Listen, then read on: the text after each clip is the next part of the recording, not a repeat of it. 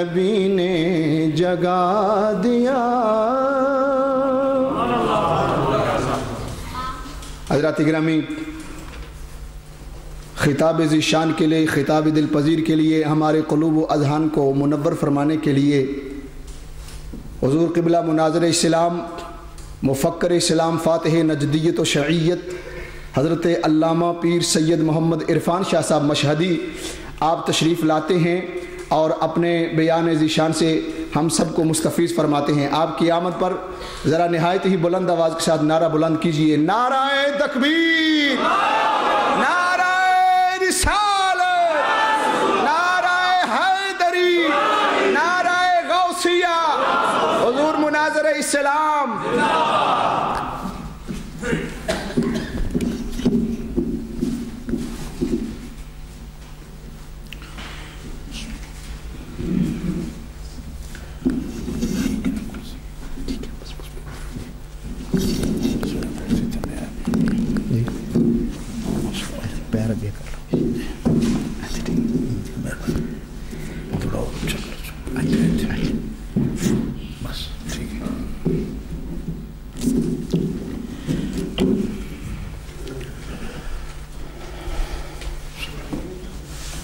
بسم اللہ الرحمن الرحیم۔ رب اشرح لی صدری ویسر لی امری واحلل عقدۃ من لسانی یفقہوا قولی۔ الحمد للہ الذی لا مانع لحکمہ ولا ناقض لقضائہ، والصلاة والسلام على سید انبیائہ وسند اولیائہ واحبابہ المعارضین لأعدائہ، اما بعد فاعوذ باللہ من الشیطان الرجیم، بسم اللہ الرحمن الرحیم۔ اليوم اکملت لکم دینکم واتممت علیکم نعمتی ورضیت لکم الاسلام دینا۔ صدق اللہ العظیم۔ ان اللہ وملائکتہ یصلون علی النبی یا ایہا الذین آمنوا صلوا علیہ وسلموا تسلیما۔ الصلاۃ والسلام علیک یا رسول اللہ وعلی آلک واصحابک یا حبیب اللہ۔ الصلاۃ والسلام علیک یا رحمۃ للعالمین وعلی آلک واصحابک یا خاتم النبیین۔ الصلاۃ والسلام علیک یا رسول رب العالمین وعلی آلک واصحابک یا شفیع المذنبین۔ مولاي صل وسلم دائما ابدا على حبيبك خير الخلق كلهم محمد سید الکونین والثقلین والفریقین من عرب ومن عجم، فإن من جودك الدنيا وذرتها ومن علومك علم اللوح والقلم، منزه عن شريك في محاسنه فجوهر الحسن فيه غير منقسم، ثم الرضا عن نبی بکر وعن عمر وعن علی وعن عثمان ذی الکرم۔ رب صل وسلم دائما ابدا علی حبیبک خیر الخلق کلہم۔ اللہ تبارک و تعالی جل جلالہ وعم نوالہ وعظم شانہ کی حمد و ثنا حضور رحمت عالم، نور مجسم، شفیع معظم، قائد المرسلین، سید النبیین، جناب محمد مصطفیٰ احمد مجتبیٰ صلی اللہ علیہ وآلہ واصحابہ وبارک وسلم کی بارگاہ اقدس و انور میں ہدیہ صلاۃ و سلام عرض کرنے کے بعد، معزز و محترم حاضرین، اہل اسلام، اہل سنت و جماعت، عاشقان مصطفیٰ، میں نے آپ حضرات کے سامنے قرآن مجید فرقان حمید سے کچھ حصہ تلاوت کرنے کا شرف حاصل کیا ہے، اور یہ قرآن پاک کے الفاظ اور آیت کریمہ کا حصہ ایسا ہے کہ جس کے بارے میں یہودیوں نے حضرت عمر بن خطاب رضی اللہ تعالیٰ عنہ کے سامنے کہا کہ اگر اس قسم کی آیت جیسی آیت یہ قرآن میں آئی ہے، اس قسم کی آیت ہماری کتاب میں آتی تو جس دن یہ آیت ہمارے نبی پر نازل ہوتی اس دن کو ہم جشن کے طور پر مناتے۔ سبحان اللہ۔ اتنی فضیلت اس ملت کی اور اس نبی کی اور اس امت کی اس آیت کریمہ سے ثابت ہوتی ہے کہ اس فضیلت کے شکر میں یہودیوں نے کہا کہ ہم اگر ہمارے دین میں یہ آیت آتی ہمارے نبی پر تو ہم اس آیت کے نزول کا جشن مناتے۔ حضرت عمر بن خطاب رضی اللہ تعالی عنہ نے فرمایا کہ تم شاید ایک جشن مناتے، لیکن جب اللہ نے ہمیں یہ آیت عطا فرمائی اس روز ہمارے 2 جشن تھے، اور ہم اس دن کو جشن مناتے ہیں۔ کیوں؟ کہ ایک تو یہ آیت کریمہ رسول اللہ پر جمعے کے دن نازل ہوئی، مسلمانوں کے لیے وہ پہلے ہی عید کا دن ہے اور جشن کا دن ہے، اور دوسرا یاد رکھو کہ یہ آیت کریمہ رسول اللہ صلی اللہ علیہ وسلم پر جب نازل ہوئی تو وہ عرفہ کا دن تھا، عرفہ کا دن تھا، اس لیے وہ تو جشن اعظم ہوتا ہے پہلے ہی مسلمانوں کا۔ تو تم کیا اگر تمہیں حاصل ہوتی تو تم جشن کرتے، ہمیں ہوئی ہے، ہم الحمدللہ اس کا جشن منا رہے ہیں۔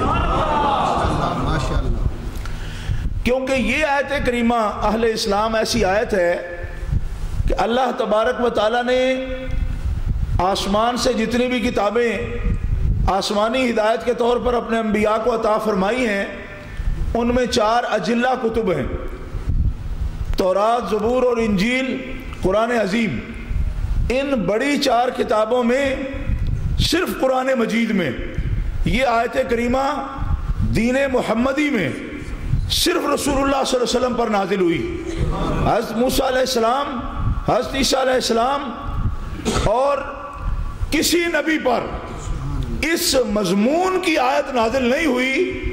مفسرین فرماتے ہیں اس لیے کہ آیت کیسے نازل ہوتی جب ان پر رب نے اتمام نعمت کو ابھی مکمل فرمایا ہی نہیں، اور ان کے لیے دین کو دین کامل اور ایسا دین جو سارے ادیان کا ناسخ ہو اور خاتم ہو، ایسا دین جب انہیں دیا ہی نہیں تو اللہ آیت کیسے عطا فرماتا؟ وہ دین جب دیا محمد رسول اللہ کو تو پھر آیت بھی اللہ تعالیٰ نے اپنے محبوب کو ہی عطا فرمائی۔ تو اس سے یہ بھی معلوم ہو گیا کہ ہم لوگوں کی ایک عادت ہے کہ ہم کوئی خوشی کی بات ہو تو خوشی کر لیتے، لیکن بعض لوگ اس پر تنقید کرتے کہ جشن کیا ہوتا ہے، کیا ہوتے ہیں جشن، آپ لوگ جشن کرتے رہتے ہیں جی۔ تو معلوم ہوا کہ جشن کوئی ہماری بدعت نہیں، آج کے دور کی، پہلے دور میں بھی یہ باتیں ہوتی رہی ہیں۔ یعنی یہودی بھی پوچھتے رہے حضرت عمر فاروق سے کہ معلوم ہوا پورا قرآن حضور پر نازل ہو تو ہم جشن نزول قرآن کریں، لوگ کہیں کیوں کرتی ہو؟ صحابہ میں تو یہ بھی باتیں ہوتی رہی کہ ایک ایک آیت پر جشن منانے کا اہتمام ہوتا رہا ہے۔ اب آپ اندازہ فرمائیں کہ ہمارا طریقہ کوئی بدعی طریقہ ہے یا صحابہ کرام کی سنت اور ان کے مزاج کے موافق طریقہ ہے ہمارا؟ ایک مزاج کی بات کر رہا ہوں۔ اب یہ آیت کریمہ سرکار پر نازل، دین میں کوئی کمی نہیں رہ گئی کسی قسم کی۔ اس کے بعد اہل اسلام جب اللہ تعالیٰ نے خود فرما دیا، اللہ کا دین ہے، اللہ نے خود اس کے بارے میں خود یہ بات پاس کر، اکملت لکم دینکم، تمہارے لیے دین میں نے مکمل کر دیا ہے۔ جتنے بھی مسلمان بیٹھے ہیں اس خوشی میں کہ ہمارا اتنا کامل دین جو ہے وہ رب نے ہمیں عطا فرمایا، یعنی ہمیں نصیب ہوا ہے، ایسا دور نصیب ہوا ہے جس دور میں بھی رب پیدا کرتا ہمارا کوئی اختیار تھا، لیکن رب نے اس دین مکمل کا دور ہمیں عطا فرمایا۔ ہم اس دور میں پیدا ہوئے کہ جب دین مکمل اللہ تبارک و تعالیٰ نے عطا فرمایا اپنے حبیب صلی اللہ علیہ وسلم کو۔ تو گرامی قدر حضرات، دین مکمل ہے، اللہ تعالیٰ نے اس کی گواہی دے دی، اکملت لکم دینکم، تمہارے لیے دین مکمل کر دیا ہے۔ اب کوئی تشریح اس کی باقی تھی، کوئی حکم اس کا باقی تھا، کوئی نئی اس کی باقی تھی، کوئی احکامات رہتے تھے جس کے لیے لوگ ضرورت محسوس کریں۔ آج جس مقام پر آپ بیٹھے ہیں نا، یہاں آج سے 10 دن قبل پورے برطانیہ میں قادیانی جماعت نے ایک عالمی اجتماع کیا ہے اور اخبارات میں اس کی پوری رپورٹ آئی، میں پڑھ رہا تھا پرسوں کے اخبار میں۔ انہوں نے چھاپا، کسی نے کہا کہ ان کو غیر مسلم ہندو اور عیسائی ان کو امداد دیتے ہیں، تو جواب میں اس نے لکھا کہ ہمارا ہر ورکر جو ہے وہ 1/6 ہمیں جو ہے جماعت احمدیہ کو جمع کراتا ہے، فنڈ دیتا ہے، لہذا ہم کسی سے امداد نہیں لیتے، ہم للہ ہی جماعت ہیں، اللہ والے ہیں، لہذا ہم اپنی مدد آپ کے تحت اپنی جماعت کو چلا رہے ہیں۔ یہ بیان دیا، اور ان دنوں میں ان کا لٹریچر بھی عام ہوا اور اخبارات نے بھی اس پہ فیچر لکھے، غیر مسلم اخبارات نے بہت کثرت کے ساتھ ان کی مشہوری کی اور تشہیر کا فریضہ انجام دیا۔ اہل اسلام، میں آپ سے ایک بات عرض کرنا چاہتا ہوں کہ آپ ایسے ملک میں بیٹھے ہیں کہ جس میں اسلام کے خلاف بات کرنے کی کوئی پابندی نہیں ہے، ایک ایسے معاشرے میں آپ بیٹھے ہوئے ہیں جہاں اسلام پر چاروں طرف سے ہر روز فکری انداز سے مستشرقین، مغرب کے مفکرین اسلام کے خلاف سازشوں میں مصروف ہوتے ہیں، اور حالانکہ یہ اسلام ایسا دین ہے کہ جو سراسر از اول تا آخر اللہ کا دیا ہوا دین ہے، اور اللہ جو فطرت کا خالق ہے، اللہ جو انسان کا خالق ہے، فطرت کا خالق ہے، پوری کائنات کا خالق ہے، اس کے کسی بھی قانون اور دستور پر کسی طرح بھی کوئی انسان اگر تنقید کرتا ہے یا اعتراض کرتا ہے تو اس کے عقل کی نارسائی ہے اور کج فہمی ہے، ورنہ اللہ جو خالق کا فطرت ہے، فطرت کا خالق ہے، وہ فطرت کے خلاف کوئی قانون بھی وضع نہیں فرما سکتا۔ لیکن اگر اس کو کسی بندے کو سمجھ لیا ہے کہ اس کی حقیقت کیا ہے تو وہ اس پر اعتراض کرے گا، اسلام کے احکامات پر اعتراض کرے گا، اس میں یہ چیز فطرت کے خلاف آ گئی، یہ تنگ ہے، یہ خلاف فطرت ہے، یہ خلاف قانون ہے۔ انہوں نے کہا پہلے فطرت کو سمجھا بھی ہے آپ نے، فطرت بھی سمجھی ہے، پھر خلاف فطرت ہونے کے فتوے دیتے ہو؟ بتاؤ، میں آپ سے ایک بات عرض کرتا ہوں، ان تمام مفکرین کو جو اسلام کے معترض ہیں اور نقاد ہیں اسلام کے، ان سے میں اتنی بات عرض کرتا ہوں کہ جس شخص نے، جس کاریگر نے کوئی مشین وضع کی ہو، اس مشین کو چلانے کا اختیار اور چلانے کے قواعد وضع کرنے کا اختیار اسی انجینئر کو ہونا چاہیے جس نے بنائی ہے، یا کسی اور کو ہونا چاہیے؟ تو بات سمجھ بھی آ رہی ہے آپ کو یا نہیں آ رہی؟ آپ اتنی سی ٹیپ ریکارڈ بھی خریدتے ہیں تو اس کے ساتھ اتنا سا ایک وہ پمفلٹ مل جاتا ہے، اس کا فلانا سوئچ اس طرح چلاؤ جی، اس کو اس طرح ڈیل کرو، اس طرح چلاؤ اس کو۔ ہم پوچھتے ہو جاپان والوں یہ پاگل ہو گئے ہو، یہ 7 کتابیں کیوں بھیجتے ہو؟ اتنی سی تو ٹیپ ریکارڈ ہے، جیسی ہوگی چلتی رہے گی۔ انہوں نے کہا نہیں، جس نے یہ بنائی ہے یہ اس کا حق ہے کہ اس کو چلانے کی ہدایات وہ آپ کو دے۔ سبحان اللہ۔ تو اتنی سی ٹیپ ریکارڈر چلانے کے لیے تو جاپان کے انجینئر کو ایک کتاب ساتھ بھیجنی پڑتی ہے، تو رب جل وعلا کا اختیار آپ نے اپنے ہاتھ میں لے لیا۔ فرانسیسی مستشرق کہتے ہیں ہم قرآن پر اعتراض کرتے ہیں، اور مغرب کے مفکر کہیں کہ ہم قرآن پر اعتراض کرتے ہیں، اور نظام کون سا دے رہے ہو جی؟ ہم نے جو خود بنایا، جمہوری نظام ہے، یہ کمیونزم ہے، یہ کیپٹلزم ہے، یہ فلائزم ہے، اس میں انسانوں کو ہم طریقہ بتاتے ہیں زندگی کس طرح گزارنی ہے۔ قرآن کہتا ہے کہ انسانوں سے مت پوچھو، کیونکہ انسان نے کوئی انسان بنایا ہے، انسان نے دنیا تخلیق کی ہے، دنیا تخلیق کی ہے رب نے، رب سے پوچھو کہ یا اللہ جو نے دنیا بنائی ہے اسے چلانا کس طریقے سے۔ اسی لیے اللہ فرماتا ہے تم یہ کام اپنے ہاتھ میں نہ لو، میرے ہاتھ میں رہنے دو۔ ان الدین عند اللہ الاسلام، تمہاری زندگی کے لیے قانون وہ بھی اللہ ہی بنائے گا، کیونکہ زندگی بھی اس نے بنائی۔ تمہاری معاشرت کے لیے قانون بنانا بھی اس کا کام ہے، اسی نے بنایا۔ ان الدین عند اللہ الاسلام۔ اور پھر فرمایا اگر تم کسی اور نظام کو، کسی طریقے کو، میرے پاس لاؤ گے میں قبول نہیں کروں گا. کیوں؟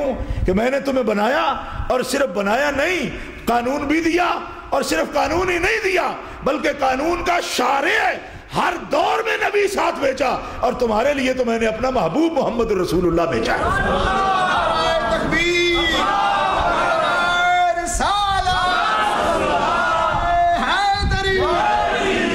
اہل اسلام اس لیے جو لوگ اسلام پر معترض ہوں ان کے پاس نہ کوئی عقلی دلیل ہے نہ کوئی نقلی دلیل ہے، ان کے ذہن کی صفاحت ہے، صفاحت. یہ پاگل پن کے دورے پڑتے ہیں ان کو، اور آنکھیں بند کر کے اناد میں تعصب میں اسلام پر اعتراض کرتے ہیں. ورنہ اسلام پر اعتراض تو خالق جل وعلا پر اعتراض ہے، اور اللہ جل وعلا پر اعتراض کس طرح ہو سکتا ہے؟ جس نے انسان بنایا، اس کی فطرت کو جس نے بنایا، اس کی ضرورت کو وہی سمجھتا ہے، اور جو اس نے ضرورت سمجھی اس کے مطابق قوانین اور ہدایات قرآن میں جمع فرما دی، اور وہ قرآن میں ساری ہدایات جمع کر کے اس قرآن کو پوری طرح اپنے رسول کو سمجھا کے اور ان کو بتانے کی صلاحیت عطا فرما کے انہیں دنیا میں مبعوث فرما دیا. لِتُبَيِّنَ لِلنَّاسِ مَا نُزِّلَ إِلَيْهِمْ، جو کچھ ہم نے تمہیں دیا ہے اچھی طرح کھول کھول کے اس کو اپنی امت کے سامنے بیان فرما دیا. اور رسول اللہ صلی اللہ علیہ وسلم نے اسے کھول کھول کے بیان کر دیا. لیکن آج یہ ناسور ہیں اس ملت کے، ناسور، اور ان کو سمجھنا اور ان کا مقابلہ کرنا ضروری ہے، ضروری ہے. پہلے ان کو سمجھنا کہ یہ کہتے کیا ہیں. کیوں؟ اس لیے کہ آپ کا گھر ہے نا، تو گھر میں آپ کی قیمتی چیز ہوتی ہے. جہاں گھر میں قیمتی چیزیں ہوتی ہیں تو آپ تالا لگا کے رکھتے ہیں، دروازہ لگاتے ہیں، پھر اس کو تالا لگاتے ہیں. کمرہ ہو تو کمرے کے اندر پھر کوئی صندوق رکھتے ہیں، صندوق کے اندر بھی خاص گوشہ رکھتے ہیں، اس میں جا کے کوئی پیسہ رکھتے ہیں یا سونا اور زیور رکھتے ہیں. اگر اتنے تالے لگا کے بھی آپ باہر چلے جائیں تو پھر بھی آپ کو خیال رہتا ہے کہ چوری نہ ہو جائے. رسول اللہ صلی اللہ علیہ وسلم نے فرمایا صحابہ کرام سے کہ مال کے متعلق جتنا سوچتے ہو نا، ایک مومن کو اپنے ایمان کے بارے میں اس سے بھی زیادہ سوچنا چاہیے، سوچنا چاہیے. وہ کہتے جی ہمارا کوئی مضمون ہے، ہمیں اس کی کیا ضرورت ہے؟ آپ کو پتہ نہیں ہے یہ اسلام کے ڈاکو ہیں، اسلام کے چور ہیں، ایمان کے چور ہیں، اور گھات لگائے بیٹھے ہیں. اور کافر تو ان کی سنتا نہیں، ان کو تو نہیں متاثر کر سکتے. کو بتائیں بھئی ہم نے جناب فلاں دہریے کو جو ہے قادیانی بنا لیا ہے، وہ ان کا میدان ہی نہ کوئی اپیل سنتا ہے. مسلمانوں کو شکار کرتے ہیں، مسلمانوں کا شکار کرتے پوری دنیا میں. ہالینڈ میں جا کے مسجدیں بنا لی اپنی، اور جناب افریقہ میں چلے گئے، اس سے بھی دور آگے جا کے ان پڑھ لوگوں کو دعوت پیش کر رہے ہیں، اور ان کو ان کے اندر ایک پورا نظام قائم کر رہے ہیں تبلیغ کا. لیکن میں آپ سے یہ پوچھنا چاہتا ہوں اہل اسلام، آپ کو اطلاع دینا یہ ہماری ذمہ داری ہے. میں اپنی ذمہ داری ادا کر رہا ہوں. اب آپ کے ذمہ یہ بات عرض کرتا ہوں کہ آپ بتائیے کہ مرزا غلام احمد قادیانی کو، اس بے ایمان کو، کذاب کو، متنبی کو، جن لوگوں نے اپنا پیشوا تسلیم کیا، اس کی دعوت لے کر ہر سال وہ بین الاقوامی اجتماع کرتے ہیں اور پوری دنیا میں تبلیغی ٹیمیں اپنی بھیجتے ہیں اور تبلیغ کرتے ہیں، اور مرزا کو اپنا پیشوا مانا تو اس کی نبوت کا اور کیا کیا اس کو سمجھتے ہیں، اس کا پیغام پوری دنیا کو پیش کرتے ہیں. آپ کیا سمجھتے ہیں کہ مرزا جھوٹا مدعی ہے نا نبوت کا؟ جھوٹا ہے نا؟ نہیں سمجھ آئی آپ؟ یہ بولنے کا مقام ہے. زور سے کہیں. تو ایک جھوٹے آدمی کے ماننے والے اگر اتنے پرجوش ہیں تو سچے رسول کے ماننے والے ان کے مقابلے کے لیے پرجوش کیوں نہیں ہیں؟ میرا آپ سے سوال ہے، صرف سبحان اللہ نہیں. آپ سمجھتے ہیں یہ ہمارا کیس نہیں ہے، یہ ہمارا مسئلہ نہیں ہے، یہ ہمارا پرابلم نہیں ہے. تو مرزا کے ماننے والوں کا یہ پرابلم کیوں ہے کہ وہ ہر سال اس پہ کروڑوں خرچ کریں؟ کیوں پرابلم ہے ان کا کہ وہ اس پہ خرچ کریں؟ کیا پرابلم ہے ان کے لیے کہ وہ اجتماعات کریں، اپنی تبلیغی ٹیمیں نکالیں؟ اگر ایک جھوٹے مدعی نبوت کے ماننے والوں میں یہ جذبہ ہے کہ اس کی جھوٹی دعوت کو پوری دنیا میں پھیلانے کے لیے وہ مال بھی خرچ کرے، اپنا وقت بھی دے، تو سچے نبی کے غلاموں کا بھی یہ فرض ہے کہ اس کا منہ توڑنے کے لیے پوری دنیا میں پھیل جائے اور دنیا کو بتائیں کہ جس نبی کے مقابل میں عیسیٰ، موسیٰ علیہ السلام بھی اس کی مثل نہیں ہو سکتے. اس پاک نبی کی آمد کے بعد کسی اور نبی اور رسول کے آنے کی کوئی ضرورت ہی نہیں ہے.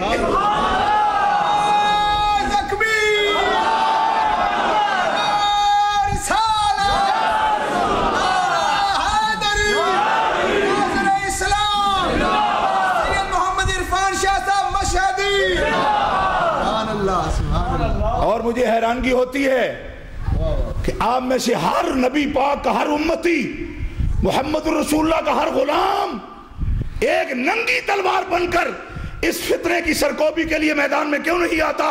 اور آپ میں ہر ایک مسلمان رسول اللہ کی رسالت کا مبلغ کیوں نہیں بن جاتا؟ اور ان لوگوں سے پوچھو کہ تم کیا وام ہو گیا تمہیں؟ یہ تو ایک سارا متوازی نظام ہے. قادیانیت کوئی فرقہ ہے کیا اسلام کا؟ نہیں، پورا اسلام کے مقابلے میں ایک متوازی نظام ہے، مقابل نظام ہے، اپوزٹ، ایک پورا ایک مختلف نظام ہے پورے کا پورا. نہ ان کے لیے حضور کے صحابہ، نہ ان کے لیے حضور کا قرآن، نہ ان کے لیے حضور کی وحی، نہ ان کے لیے حضور کی شریعت، نہ ان کے لیے حضور کا کعبہ، نہ ان کے لیے حضور کا مدینہ، نہ ان کے لیے وہ اسلام جو رسول اللہ کا اسلام ہے. بلکہ مرزا بشیر الدین محمود نے اپنی کتاب میں حقیقت النبوت میں واضح طور پر کہا کہ جو لوگ مرزا غلام احمد قادیانی کو اس کا پیغام سن کر یا سنے بغیر اسے نبی نہیں مانتے اور اس کو نہیں مانتے، وہ لوگ کافر ہیں اور دائرہ اسلام سے خارج ہیں. ہمارا اسلام اور ہے اور تمہارا اسلام اور ہے. جب وہ خود کہتا ہے ہمارا اسلام اور ہے تو ہم ان کو کیا سمجھے کہ وہ ایک اسلام کا فرقہ ہے؟ بلکہ پورے طور پر اس امر کو وہ خود تسلیم کر چکے کہ لا الہ الا اللہ محمد رسول اللہ کہنے والوں کا اسلام اور ہے اور قادیانی کو ماننے والوں کا اسلام اور ہے. جب ایسا ہے تو پھر آپ کو اس کے مقابلہ میں کیا دقت ہے مسلمانوں؟ کوئی دقت ہے؟ کوئی پریشانی ہے؟ سستی کا کوئی ذریعہ ہے؟ بلکہ انہوں نے تو یہاں تک لکھا، آپ غور فرمائیں کہ کتنا متوازی اسلام کے مقابل نظام قائم کیا. مرزا بشیر الدین محمود کہتا ہے کچھ لوگ رسول اللہ صلی اللہ علیہ وسلم کے صحابہ کو مرزا غلام احمد قادیانی کے صحابہ اور رفقا پر فضیلت دیتے ہیں. مرزا بشیر الدین جو بیٹا تھا غلام احمد قادیانی کا، وہ کہتا ہے مجھے ان لوگوں کی عقل پر حیرانگی ہے کہ وہ محمد رسول اللہ کے صحابہ کو مرزا غلام احمد کے صحابہ پر فوقیت دیتے ہیں، حالانکہ بغیر زمانے کے فرق کے ان میں کوئی فرق نہیں ہے. کیوں؟ وہ بعثت اولیٰ کے فیض یافتہ تھے اور یہ بعثت ثانیہ کے فیض یافتہ ہیں. اس فرق کے بغیر صحابہ کے درجے میں اور مرزا غلام احمد کے ساتھیوں کے درجے میں کوئی فرق نہیں ہے. کیا آپ کے نزدیک ایسا کہنے والا ملعون نہیں ہے؟ ملعون ہے تو پھر اب آپ کب کریں گے اس پر لعنت؟ زور سے کیجیے، اس پہ لعنت کیجیے، مرزا پہ. یہ بھی آپ کو طریقہ بتانا پڑے گا. نفرت کا اظہار کا بھی یہ طریقہ ہے، محبت کے لیے بھی بتانا پڑتا ہے ہمیں، نفرت کے لیے بھی بتانا پڑتا ہے. چلو اسی طرح سے ہی زور سے کہو جو رسول اللہ کے صحابہ کے برابر سمجھے مرزا کے ساتھیوں کو، وہ اس پر زور سے بولو، مرزا کے ساتھیوں پر، مرزا پر اور یہ بکواس کرنے والے پر. بات سمجھ بھی آئی آپ کو یا نہیں آئی؟ اب سنو اس کا دوسرا قول. وہ کہتا ہے کہ کچھ انوار تجلیات مرقد منور محمد رسول اللہ کے ساتھ خاص ہیں. سب اہل سنت جانتے ہیں، اہل اسلام جانتے ہیں، یہ اس کی بات، سب اہل اسلام جانتے ہیں کہ کچھ انوار الہیہ صرف مرقد منور جناب محمد رسول اللہ کے ساتھ خاص ہیں. یعنی بعض انوار و تجلیات وہ ہیں جو صرف جناب محمد رسول اللہ کی قبر انور پر، گنبد خضرا پر نازل ہوتے ہیں. مرزا بشیر الدین محمود بھونکتا ہے کہ جن لوگوں نے مدینہ منورہ دیکھا اور وہ انوار و تجلیات رب کے دیکھے جو گنبد خضرا پر محمد رسول اللہ کی قبر پر نازل ہوتے ہیں، وہ انوار و تجلیات قادیان میں مرزا قادیانی کی قبر پر نازل ہوتے ہیں. مرزا پر، مرزا پر، زور سے بولو، مرزا پر. اب میں بھی جذباتی آدمی، جو آہستہ بولے میں غصہ اس پر بھی کرتا ہوں، کہیں تیزی میں اس کے لیے نہ کہہ دوں میں، لہذا زور سے بولو مرزا پر۔ اور جس نے گنبد خضرا شریف کے بارے میں اس طرح بکواس کیا اور ان انوار عالیہ کو جو کہ گنبد خضرا شریف کے ساتھ خضرا شریف کے ساتھ مخصوص ہیں، انہیں مرکز مرزا غلام احمد کی مڑی کے لیے ثابت کرنے کے لیے جس نے بکواس کیا، بتاؤ اس کا دین اسلام سے کوئی تعلق ہے؟ ملعون جماعت ہے، اور اس ملعون جماعت کو یہ حق پہنچتا ہے کہ آج بھی دعویٰ کرے جی ہم تو للہ جماعت ہیں، ہم اللہ کی جماعت ہیں۔ اللہ کی جماعت کس طرح ہے؟ اللہ کی جماعت تو یہ کہتی ہے کہ جو محمد رسول اللہ کے انوار و تجلیات ان کی قبر انور کے ساتھ خاص ہیں، اس کا حال یہ ہے کہ ان انوار و تجلیات کی مثل انوار و تجلیات رب کے کعبہ پر بھی نازل نہیں ہوتے، اور جس دھرتی پر وہ انوار و تجلیات نازل ہوتے ہیں وہ زمین اللہ کے کعبہ سے بھی افضل ہے، اللہ کے عرش سے بھی افضل ہے۔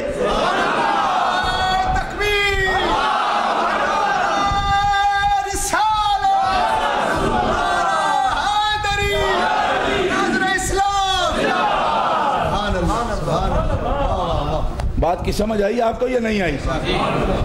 اب آپ اس پہ نوٹس نہ لیں، اس لیے کہ آپ کعبے کے کوئی آپ وارث ہیں، محمد رسول اللہ کی عزت کے وارث ہیں تو نہیں ہے تو کون ہے؟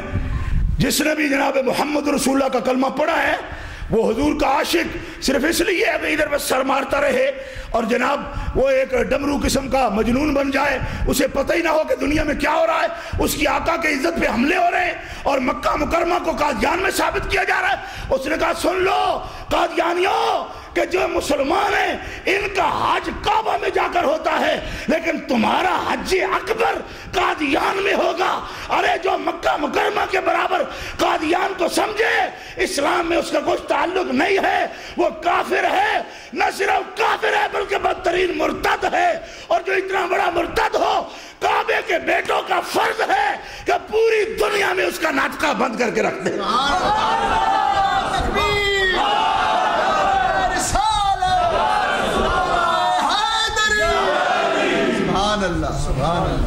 گرامی قدر حضرات، سب سے پہلے ایسے فتنہ کا مقابلہ کرنے کے لیے میں آپ کے سامنے یہ تقریر کرتا ہوں اور آپ کو کہہ رہا ہوں کہ ان کا مقابلہ کرنا چاہیے، جہاد کرنا چاہیے، علم سے بھی، وقت سے بھی، مال سے بھی، تلوار سے بھی۔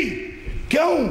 اس لیے کہ میں جو مسئلہ آپ کے سامنے عرض کر رہا ہوں یہ مسئلہ عام مسئلہ نہیں ہے۔ سب سے پہلے یہ مسئلہ امیر المومنین سیدنا ابو بکر صدیق نے بیان فرمایا۔ میں جائز سا مطالبہ آپ سے کرتا ہوں کہ زور سے کہہ دیجئے سبحان اللہ۔ کس نے مسئلہ بیان؟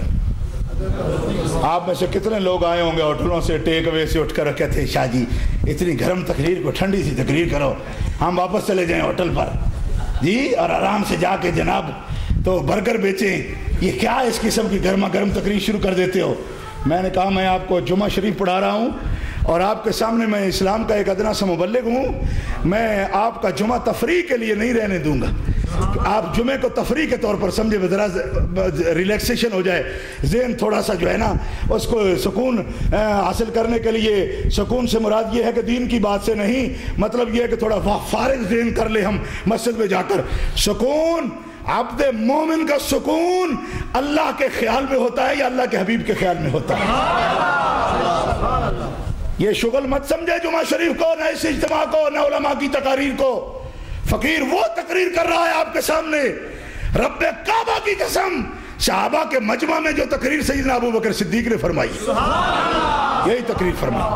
آپ کو پیغام پہنچا، مسیلمہ کذاب نے نبوت کا دعویٰ کیا، اسود انسی نے نبوت کا دعویٰ کیا، حضور علیہ السلام کی وفات کے بعد، وصال عالی کے بعد، ارتحال مبارک کے بعد دعویٰ کیا، اور یہ پیغام پہنچا اس کی قوم میں سے کچھ لوگوں نے سمجھا کہ رسول کا انتقال ہو گیا ہے، اب نبی نبوت ہماری چل سکتی ہے اور ہمارا قبیلہ ہمیں مانے گا تو ہم بھی عرب کو فتح کریں گے، اسی طرح حکومت بنا لیں گے۔ ان کو کیا پتا تھا کہ نبوت کوئی سیاست نہیں ہوتی، نبوت کی تائید تو خدا کی طرف سے ہوتی ہے۔ ان فتنوں کی عمریں 50 سال 60 سال 100 سال ہو سکتی ہیں، لیکن جس نبوت کی حدیں عمر کی قیامت تک جائیں، قیامت کے بعد بھی عرصہ محشر میں جس کے جھنڈے کے نیچے 1.25 لاکھ نبی جمع ہوں، وہ نبوت کسی سیاست یا انتظام کا نام نہیں ہوتا، اللہ کی تائید کا نام ہوتا ہے۔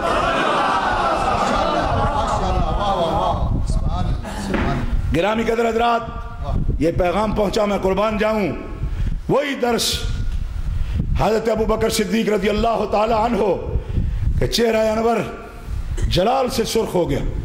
وہ عاشق رسول، آپ لوگ بھی لطف حاصل کرتے ہیں نعت میں، سلام میں، لیکن آپ کو بتا دوں یہ ٹھنڈے دل لطف حاصل کرنا ہر وقت یہ کام نہیں۔ جب حبیب کی عزت کا سوال آ جائے پھر صرف سر مارنا، تواجد کرنا یہ نہیں، اس وقت جان دینا پڑے تو یہ بھی عاشقوں کا طریقہ ہے۔ میدان میں اتریں۔ حضرت ابوبکر صدیق رضی اللہ تعالیٰ عنہ کو جب یہ خبر پہنچی چہرہ سرخ ہو گیا۔ اچھا یہ دعویٰ کیا اور ہمارے قریب کیا، یمن میں کیا، اس کی یہ جرت، صحابہ نکلو میدان میں، ابھی اس کو جا کے قتل کر دو جہاں بھی ملے، وہ اس کی قوم کو مٹا دو، اس کا نام و نشان مٹا دو۔ کیوں؟ اللہ کے خزانے میں آخری نبی میرا محمد ہے، اس کے بعد خدا کے خزانے میں بھی کوئی نبی موجود نہیں ہے۔ اس طرف سے کوئی ڈھیلی آواز آئی ہے، سبحان اللہ کی زور سے کہو سبحان اللہ۔ یا ہمیں بتا دو کہ جو آگ آپ کو لگی ہوئی ہے ہمیں نہیں لگی ہوئی، ہم ایسے ڈھیلے ڈالے رہنا چاہتے ہیں۔ پیار سے ایک دفعہ گونجے خدا کی مسجد سبحان اللہ۔ کہاں سے اس نے دعویٰ کیا؟ نکلو صحابہ نکلو، جو شخص مدعی نبوت و ابوبکر سانس بھی نہیں لینا چاہتا، سب کام چھوڑ دو، قتل کر دو، مٹا دو، ان کی بستیوں کو آگ لگا دو، جنہوں نے محمد رسول اللہ کے بعد نبوت کے دعوے دار کو قبول کیا۔ عرض کیا حضور جتنے لشکر جاتے تھے نشان مقرر ہوتا تھا، آپ بھی کوئی نشان دیں، کوئی جرنیل دیں۔ فرمایا خالد کدھر ہے؟ خالد بن ولید کدھر ہے؟ حاضر ہوں لبیک و سعدیک۔ فرمایا نکلو خالد، جتنا لشکر اہل اسلام کا لینا چاہو ساتھ لے جاؤ، اہل اسلام نکلو۔ اور کتنے صحابہ ایک وقت میں اعلان پر نکلے؟ 18,000 صحابہ کی جماعت حضرت خالد بن ولید کے ساتھ چلی۔ وہ تو نکلے ہیں جنگ لڑانے کے لیے، اور آپ کو میں نے صرف سبحان اللہ کے لیے کہا ہے، زور سے کہہ دو سبحان اللہ۔ ان کے کم از کم ذکر سے ہی محبت کرنا سیکھ لو، اگر کردار نہیں اپنا سکتے تو ان کے ذکر سے ہی محبت کرنا سیکھ لو۔ 18,000 صحابہ نکلے اور یمامہ میں جب پہنچے ہیں تو عجب حال دیکھا۔ کیا کہ فوج کے شعار ہوتے ہیں، عجیب عجیب مسئلے نکلتے، ایک مسئلے سے میں کیا کروں۔ کتنے صحابہ بھائی؟ زور سے کہہ رہے ہیں، کوئی خرابی تو نہیں ہے؟ کتنے بھائی؟ اتنی مرتبہ آپ نے کہا ہے نا، تب یہ مسئلہ آپ بتا سکیں گے کسی کو، میرا تجربہ ہے، ورنہ 18,000 چھڑ کے 36,000 بھی کہندے رہتے تو انہوں کو نہیں سی پتا۔ 18,000 صحابہ، خالد بن ولید کے پاس جھنڈا ہے، لیکن عجب منظر ہے، حدیث میں آیا، طبقات ابن سعد میں موجود ہے، حافظ ابن کثیر نے نقل کیا تفسیر ابن کثیر میں، کہ جب آئے مقابلے میں تو انہوں نے نعرہ لگایا، 18,000 لوگوں نے نعرہ تکبیر، 18,000 صحابہ نے توحید کا نعرہ لگایا، تکبیر کا، اور 40,000، بعض روایات میں ابن سعد نے 30,000 لکھا، 30,000 بندہ کذاب کے ساتھ تھا، 30,000 اس کی قوم تھی یمنی، 30,000 جب انہوں نے نعرہ لگایا نعرہ تکبیر، تو ان 30,000 نے بھی نعرہ لگایا نعرہ تکبیر۔ اب خالد بن ولید نے کہا تلواریں نیچی کر لو، تلواریں نیام میں کر لو، تلواریں روک لی۔ یہ کیا ہوا؟ ہم بھی نعرہ تکبیر لگاتے، وہ بھی نعرہ تکبیر لگاتے ہیں، لڑائی کیسی ہوگی؟ جنگ کیسی ہوگی؟ یہ تو معاہد ہیں، توحید کا کلمہ لگاتے ہیں، تکبیر پڑھتے ہیں، نعرہ تکبیر لگاتے ہیں، لڑائی کیسی ہوگی؟ آج تک ہم تو نہیں لڑے ان سے جو نعرہ تکبیر لگاتے۔ حضرت ابوبکر صدیق کو چٹھی لکھی، تیز 2 گھوڑوں پر سوار بھیجے، بابا جلدی پہنچو ان کے پاس، اور ان کو بتاؤ کہ عجب معاملہ ہے، وہ تو نعرہ تکبیر لگاتے ہم قتال کیسے کریں گے، ہم لڑائی کیسے کریں گے، خون کیسے بہائیں گے ان کا، وہ تو نعرہ تکبیر لگاتے ہیں۔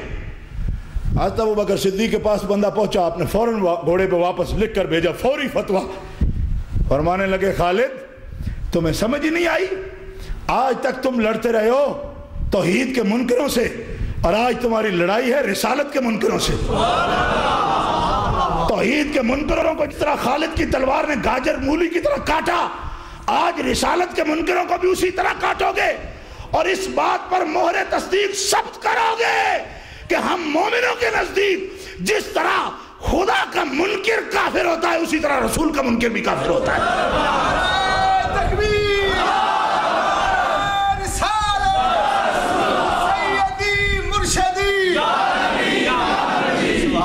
اور شہنشاہ صداقت نے، سفیر مصطفیٰ نے، یار غار مصطفیٰ نے آج ایک فتویٰ دیا، خالد آج تم تکبیر کا نعرہ نہیں لگاؤ گے کیونکہ تمہارا مقابلہ ہے رسول کے منکروں سے، لہذا آج کے دن تمہارا نعرہ یا محمد و یا رسول اللہ ہے۔ ذرا ایک مرتبہ پیار سے کہہ لو، یا رسول اللہ، یا رسول اللہ، یا رسول اللہ۔ آج کے دن تمہارا اللہ اکبر نعرہ نہیں ہے، یا رسول اللہ نعرہ ہے۔ حدیث کی کتابیں اٹھا کے دیکھو، لوگ پوچھتے یا رسول اللہ کدھر سے نعرہ لیا آپ نے؟ میں نے کہا صحابی تو ایک بھی ہو تو ساری کائنات کے زاہد عابد ولی غوث کتب ابدال پہ سب ایک صحابی کا مقابلہ نہیں کر سکتے؟ ہو سکتے ہیں؟ بولو ایک لمحہ کے لیے جس نے رسول اللہ کا چہرہ دیکھا بتاؤ اس کی عبادت کے برابر ساری دنیا کے زاہد ہو سکتے ہیں؟ تو یہ تو 18,000 ہیں، ایک کے برابر نہیں ہو سکتے۔ 18,000 کے فتوے میں ابھی تک سوچ میں پڑے ہوئے کیسے لگاتے ہیں یہ نعرہ۔ فرمایا اللہ کے دشمنوں سے جب مقابلہ ہو مشرکوں سے تو ہمارا نعرہ مسلمانوں کا نعرہ تکبیر ہے، لیکن آج دشمن رسول سے مقابلہ ہے۔ 18,000 صحابہ کے نعروں سے یمامہ کا میدان گونج اٹھا، خالد بن ولید پکارتے تھے یا محمد، 18,000 صحابہ پکارتے تھے یا رسول اللہ۔ سبحان اللہ، سبحان اللہ، سبحان اللہ۔ اور بتا دیا کہ مشرکوں کا نعرہ نہیں ہے، یہ محمد رسول اللہ کے صحابہ کا نعرہ۔ نام بول کے پتہ نہیں کس کو آپ خوش کرتے ہیں، زور سے کہہ دو سبحان اللہ۔ 18,000 صحابہ کا نعرہ ہے۔ جب کسی گستاخ رسول کے سامنے آؤ تو اس وقت تمہارا نعرہ تکبیر نہیں ہے، نعرہ رسالت ہے، یا رسول اللہ۔ مقابلہ کیا، تہ تیغ کیا، اس کو تہ تیغ کیا، قتال کیا۔ یمامہ کے شہداء تم سے پوچھتے ہیں کہ مدعی نبوت جھوٹا کذاب، حضرت صوبان فرماتے ہیں رسول اللہ نے فرما دیا تھا میرے بعد 30 کذاب اٹھیں گے۔ یمامہ کے شہداء صحابہ کی روحیں ہم سے پوچھتی ہیں کہ جب تمہارے زندہ ہوتے ہوئے ایک جھوٹا مدعی نبوت اور اس کے ماننے والے کانفرنسیں کر رہے ہیں تو تم محمد رسول اللہ کی غلامی کا ثبوت کس طرح دے رہے ہو؟ تم ان کے مقاتیہ کے لیے اور ان کے قلعہ کما کے لیے تم نے کیا فریضہ انجام دیا؟ تم نے رسالت کی کیا خدمت کی؟ اپنے آقا کا نعرہ لگایا اور ان کے دشمنوں کو مٹانے کے لیے تم نے کیا قربانیاں دی؟ لہذا اہل اسلام آج یا رسول اللہ کے نعروں کی گونج میں ہمیں ہر جھوٹے مدعی نبوت اور ہر گستاخ رسول کے مقابلہ کے لیے میدان میں نکلنا ہوگا۔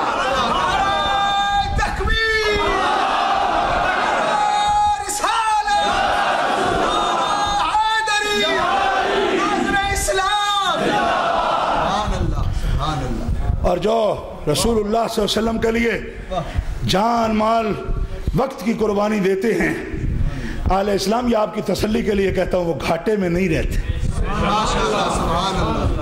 گھاٹے میں آپ سوچیں گے وہ اتنی دیر دکان تو بند رہے گی اور ہارٹ اٹیک ہو گیا تو پھر کون کھولے گا؟ نہیں سمجھ آئی۔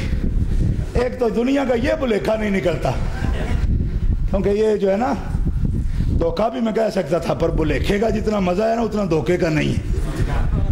ہائے کسی شاعر نے بڑی پیاری بات کہی، وہ کہتے ہیں سرور عالم پہ جو جان فدا کرتے ہیں، سرور عالم پہ جو جان فدا کرتے ہیں، سرور عالم بھی انہیں کچھ تو دیا کرتے ہیں، سرور عالم بھی انہیں، بولو سرور عالم بھی انہیں کچھ تو دیا کرتے ہیں، سرور عالم بھی انہیں کچھ تو دیا کر۔ اور یہ شاعر نے کچھ تو دیا کہا ہے نا، تو اس کچھ میں سرکار کے کچھ میں سب کچھ ہو جاتا ہے۔ اس لیے اہل اسلام یہ وقت کی پکار ہے، وقت کی پکار ہے، غلامان مصطفیٰ کو اپنے دین کے لیے، اپنی محبت کے لیے مظاہرہ قربانی کرنی ہے، اور دشمنان رسول کا سب سے پہلا ہمارا ہدف دشمنان رسول ہیں۔ ان کے مقابلے میں آ کر ہمیں بتانا ہے کہ ہم کوئی بغیرت قسم کے دنیا دار نہیں ہیں، بلکہ ہم یمامہ کے شہیدوں کے وارث ہیں، ہم خالد بن ولید کے وارث ہیں، ہم بلال کے وارث ہیں، ہم صحابہ کے غلام ہیں۔ ہم دنیا میں جیتے ہیں تو صرف پیٹ کے لیے نہیں، اپنے ایمان کی عظمت کے لیے جیتے ہیں، اور مرتے ہیں تو ایمان کی شہادت ہمارے ماتھے پر اور ہمارے سینے میں موجود ہوتی ہے۔ وآخر دعوانا الحمدللہ رب العالمین۔ سبحان اللہ۔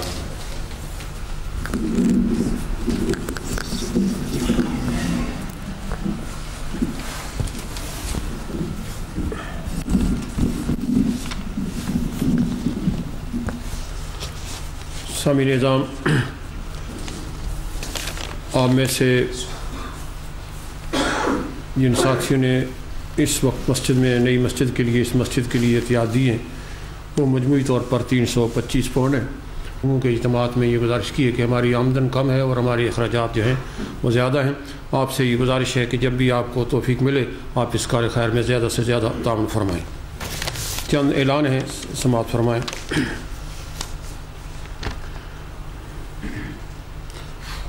بریڈ فوڈ کی زیر تعمیر جامع مسجد مدنی میں، جو تھارنبری بریڈ فوڈ 3 میں واقع ہے، 17 اگست بروز جمعرات شام 6 بجے میلاد النبی کانفرنس ہو رہی ہے، جس میں عیدگاہ شریف راولپنڈی پاکستان کے مشہور شیخ طریقت جناب پیر محمد نقیب الرحمان صاحب صدارتی خطبہ دیں گے، دیگر علماء اکرام اور نعت خوان حضرات بھی اس میں شریک ہے۔ شکریہ۔ پھر سماعت فرمائیں 17 اگست بروز جمعرات شام 6 بجے جامع مسجد مدنی بریڈ فوڈ 3 میں عید میلاد النبی کانفرنس ہو رہی ہے، جس میں پیر محمد نقیب الرحمان صاحب جو عیدگاہ شریف کے سجادہ نشین ہیں، اس میں وہ مہمان خصوصی ہوں گے، ان کا خطاب بھی ہوگا، علماء اکرام اور نعت خوان حضرات بھی اس میں شریک ہوں گے۔ دوسرا اعلان یہ ہے کہ بھارت جو ہے وہ اپنا یوم آزادی منا رہا ہے، اور ساتھ ساتھ وہ کشمیریوں کا قتل عام بھی کر رہا ہے۔ اس ضمن میں بریڈ فوڈ کی تمام جماعتیں جو ہیں وہ جبکہ ہندوستان کشمیریوں کے جان و مال سے کھیل رہا ہے، یوم سیاہ بریڈ فوڈ میں بنا رہے ہیں۔ کشمیر سیوک centre Durham road Bradford 8 میں 15 اگست بروز منگل بوقت شام 7 بجے ایک جلسہ ہو رہا ہے۔ انہوں نے حضور نبی کائنات صلی اللہ تعالی وسلم کے ناموس کی حفاظت کرنے کی پوری کوشش کی۔ ان کا ایک فتاویٰ ہے 12 جلدوں پر، قدیم 12 جلدوں پر، جو کئی سالوں سے طبع ہو رہا ہے، اور اس کو نئے انداز سے اچھی کتابت اور اچھے کاغذ پر اور تخریج کے ساتھ، یعنی حوالہ جات جو ہیں اس میں ریفرنس وغیرہ جو ہیں اس کے بارے میں بھی تحقیق کے ساتھ وہ شائع ہو رہا ہے، اور گزشتہ 4-5 سالوں سے بریڈ فوڈ کے مسلمان اس کی اشاعت میں حصہ لیتے آئے ہیں۔ پچھلے سال بھی تقریباً 1.5 لاکھ روپیہ جو ہے وہ جمعیت تبلیغ الاسلام کے اداروں میں جو ساتھی آتے ہیں انہوں نے اس کار خیر میں تعاون کیا تھا، اور اس کی 16 جلدیں جو ہیں وہ طبع ہو چکی ہیں، اور تقریباً 10-15 مزید جلدیں جو ہیں وہ زیر طبع سے آراستہ ہونے والی ہیں۔ آئندہ چند جمعوں کے اجتماعات میں ہم آپ سے یہ گزارش کریں گے کہ آپ فتاوی رضویہ جو لاہور سے شائع ہو رہا ہے، اور مفتی عبدالقیوم صاحب جو لاہور میں مقیم ہیں اور اہل سنت کے مشہور عالم دین ہیں، اور وہاں کا جو مدرسہ نظامیہ ہے اس کے وہ محتمم ہیں، اور تنظیم المدارس کے بھی وہ جنرل سیکرٹری ہیں، اور بڑی شہرت رکھتے ہیں۔ یہاں 2-3 بار وہ برطانیہ میں تشریف لائے ہیں۔ ان کی نگرانی میں اور علماء کرام کی مساعی سے یہ فتاویٰ جو ہے نئے رنگ سے، نئے آب و تاب سے شائع ہو رہا ہے۔ ہم آپ سے یہ گزارش کریں گے کہ آپ آئندہ چند جمعوں کے اجتماعات میں اس کار خیر میں ہمارے ساتھ ضرور تعاون کریں، اور ان کے جتنے بھی خطوط ہیں جو انہوں نے آپ کی جانب سے عطیات وصول کر کے ہمیں لکھیں وہ ہمارے پاس موجود ہیں، اور انشاءاللہ آئندہ جمعے میں اس کے بارے میں ہم آپ کے سامنے ان کی رویداد جو ہے وہ پیش کریں گے۔ ہم یہ توقع رکھتے ہیں کہ فتاوی رضویہ کی اشاعت میں آپ ہمارے ساتھ خصوصاً اس کی اشاعت میں زیادہ سے زیادہ تعاون کریں گے۔ شکریہ، سنت ادا فرما لیں۔ یا پر درود نیچی نظروں کی شرمو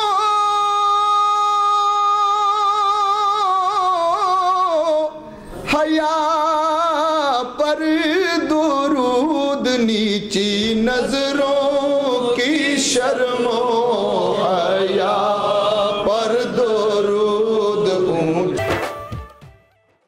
اللہم صلی علی سیدنا محمد، اللہم صلی علی سیدنا محمد۔ تارک گفٹ سینٹر بریڈ فوڈ کی ایک واحد شاپ جہاں سے آپ کو نعتیں، قوالیاں اور علماء کی تقاریر پر پرانی سے پرانی اور نئی سے نئی audio cassette, video cassette, audio CD، DVD ہر وقت مل سکتی ہے۔ لائیو نعتوں کی اور تقاریر کی محفلوں کی ریکارڈنگ آپ کو مل سکتی ہے۔ اس کے علاوہ عطر، ٹوپیاں، جبے، جلباب اور اسلامی استعمال کی متعلقہ اشیاء سستے داموں میں مل سکتی ہے۔ نام یاد رکھیں، Tariq gift centre, 12 Carlisle road, Bradford 8۔ Telephone 01274 775 721، mobile 07931 587 694۔ Tariq Gift Center, your one-stop Islamic shop, 12 Carlisle Road, Bradford, BD8 8AD. Telephone 01274 775721 and mobile 07931 587 694, and our website www.tariqgiftcenter.com. ذات میں دو جگ کے دی تیری، دو جگ کے دی تیری زلفاں دے جالدا۔ اللہم صلی علی سیدنا محمد، اللہم صلی علی سیدنا